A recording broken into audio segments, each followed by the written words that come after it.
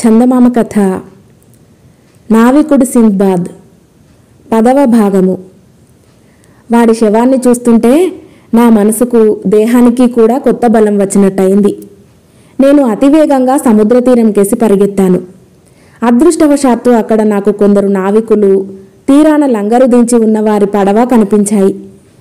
వారు పళ్ళ కోసము నీటి కోసము లంగరు వేశారు. వారు నన్ను చూసి ఆశ్చర్యపోతూ చుట్టూ మూగి ప్రశ్నల వర్షం కురిపించారు. నేను నా అనుభవాలన్నీ చెప్పాను. ముసలివాడు నన్ను ఎట్లా భూతమై పట్టాడో, వాణ్ణి ఎట్లా తుదముట్టించానో చెప్పేసరికి, అమ్మో, ఆ ముసలివాడి నుంచే తప్పించుకున్నావుగా, వాడు ఎందరినో తన కాళ్లతో నొక్కి చంపాడు, నీ అదృష్టం మంచిది అన్నారు వాళ్ళు. వాళ్ళు నన్ను తమ పడవకు చేర్చారు. సరంగు నాకు కట్టుకోను బట్టలిచ్చాడు. ఆయన కూడా నా కథ విన్న తర్వాత పడవ కదిలింది. చాలా రోజులు ప్రయాణం చేసి మేము ఒక పట్టణం రేవు చేరాం. అది చాలా పెద్ద పట్టణమని, అనేక దేశాల వర్తకులు అక్కడికి వచ్చిపోతూ ఉంటారని సరంగు నాతో చెప్పాడు. ఈ పట్టణం చుట్టూ ఉండే చెట్లపై కొండముచ్చులు జాస్తి అయినందువల్ల ఈ పట్టణానికి కొండముచ్చుల పట్నం అని పేరు వచ్చిందని కూడా అతను చెప్పాడు.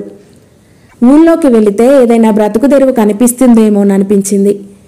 అందుకని ఒక వర్తకుడితో సహా నేను పడవ దిగి నగరంలోకి బయలుదేరాను. నాకు మంచి స్నేహితుడైన ఆ వర్తకుడు నా చేతికి ఒక సంచి ఇచ్చి, ఈ సంచి నిండా గులకరాలు పోసుకొని నగర ద్వారంలో నుంచి మందలు మందలుగా బయటికి వచ్చే జనంతో చేరు. వారందరూ పట్టణానికి దిగువన ఉన్న లోయ దగ్గరికి పోతారు. అక్కడ వాళ్ళు ఏం చేస్తే నువ్వు అదే చెయ్యి, నీకు గిట్టుబాటు కాకపోదు అన్నాడు. అతను చెప్పినట్టే నేను సంచి నిండా గులకరాలు పోసుకున్నాను. నగర ద్వారం దగ్గరికి వెళ్ళేటప్పటికీ ఒక మంద బయటికి వస్తూ కనిపించింది. అందరి చేతుల్లోనూ నా సంచి లాంటివే ఉన్నాయి. నా మిత్రుడు వారికి నన్ను పరిచయం చేస్తూ, ఇతను పేదవాడు, దూరదేశం వాడు, ఇతనికి కూడా బ్రతుకు తెరువు చూపించి పుణ్యం కట్టుకోండి అన్నాడు.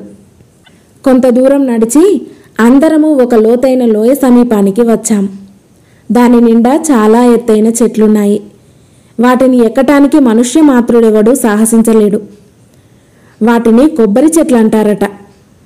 వాటి మట్టల్లో కొండముచ్చులు, కొబ్బరికాయలు ఉన్నాయి. మేమందరము చెట్ల కింద ఆగాం.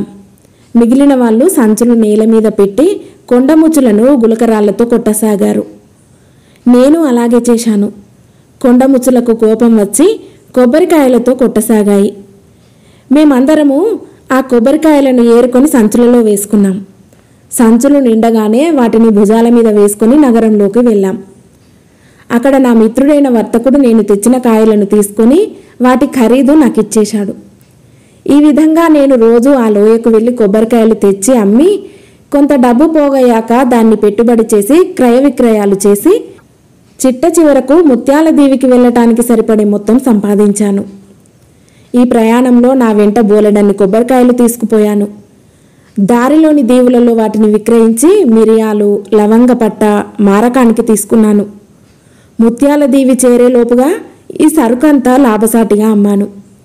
అక్కడ ముత్యపు చిప్పలు ఏరే వాళ్లను నియోగించటానికి నా దగ్గర డబ్బున్నది. నాకు అదృష్టం బాగా కలిసి రావటం వల్ల నా ముత్యపు చిప్పల్లో మంచి ముత్యాలు దొరికాయి. వాటిని అక్కడ ఉన్న వర్తకులకు మంచి ధరకు అమ్మాను. ఆ విధంగా త్వరలోనే నేను పెద్ద నిధి సంపాదించగలిగాను. ఇక ఇంటి మీద ధ్యాస పుట్టింది. తిరుగు ప్రయాణానికి అవసరమైన ఏర్పాట్లన్నీ చేసుకున్నాను. ప్రయాణంలో చేరవలసిన రేవుల్లో అమ్మేందుకు సరుకులు కొనటం మంచిదనిపించింది.